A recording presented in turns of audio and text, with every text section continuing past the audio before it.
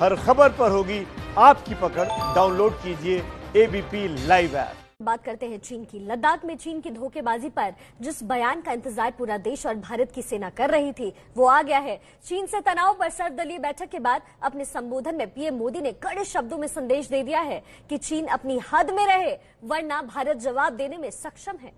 सुन ले चीन के हुक्मरान, अब सरहद पर कोई भी गुस्ताखी नहीं सहेगा हिंदुस्तान। आज हमारे पास ये कैपेबिलिटी है कि कोई भी हमारी एक इंच जमीन की तरफ आंख उठाकर भी नहीं देख सकता। लद्दाख में चीन के साथ तनाव पर बुलाई गई इस सर्वदलीय बैठक में प्रधानमंत्री ने साफ साफ संदेश दे दिया, भारत किसी की दादागिरी नहीं सहने वाला। डिप्लोमेटिक माध्यमों से भी चीन को अपनी बात दो टूक स्पष्ट कर दी है। वीडियो कॉन्फ्रेंसिंग के जरिए हुई इस सर्वदलीय बैठक में 20 राजनीतिक दलों के नेता मौजूद थे, जिसकी अध्यक्षता खुद प्रधानमंत्री नरेंद्र मोदी कर रहे थे। चर्चा शुरू करने से पहले गलवान घाटी में शहीद हुए 20 भारतीय जवानों को श्रद्धांजलि दी गई।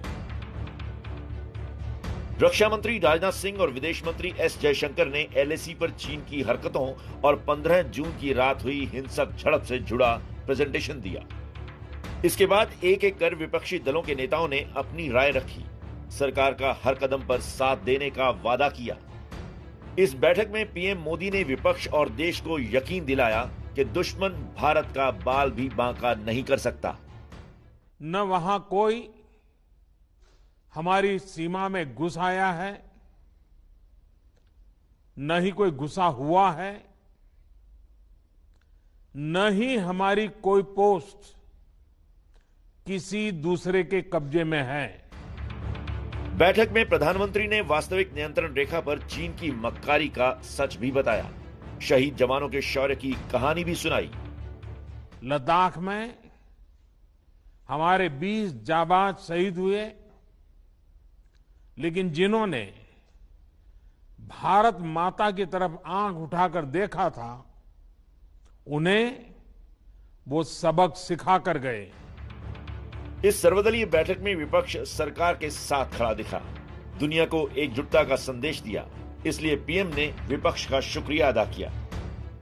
मैं सभी दलों का, आप सभी नेतृत्वगण का हृदय से बहुत बहुत आभार व्यक्त करता हूं। पीएम मोदी ने विपक्ष को यकीन दिलाया कि देश पूरी तरह तैयार है।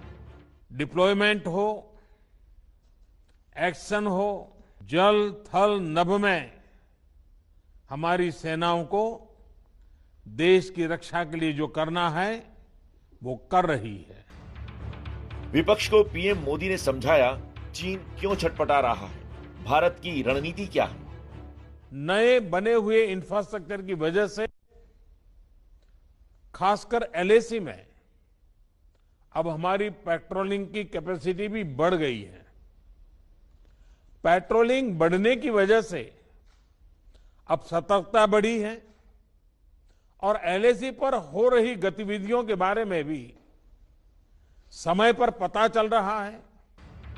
देश की सेवा में जुटे वीर सपूतों को पीएम ने भरोसा दिलाया, ये देश चट्टान की तरह उनके साथ खड़ा है। मैं शहीदों के परिवारों को भी ये विश्वास दिलाता हूं कि पूरा देश उनके साथ है। हम सभी हमारे वीर जवानों के साथ चट्टान की तरह खड़े हैं। और इसलिए पीएम मोदी ने चीन का इलाज करने के लिए सेना को खुली छूट दे दी है।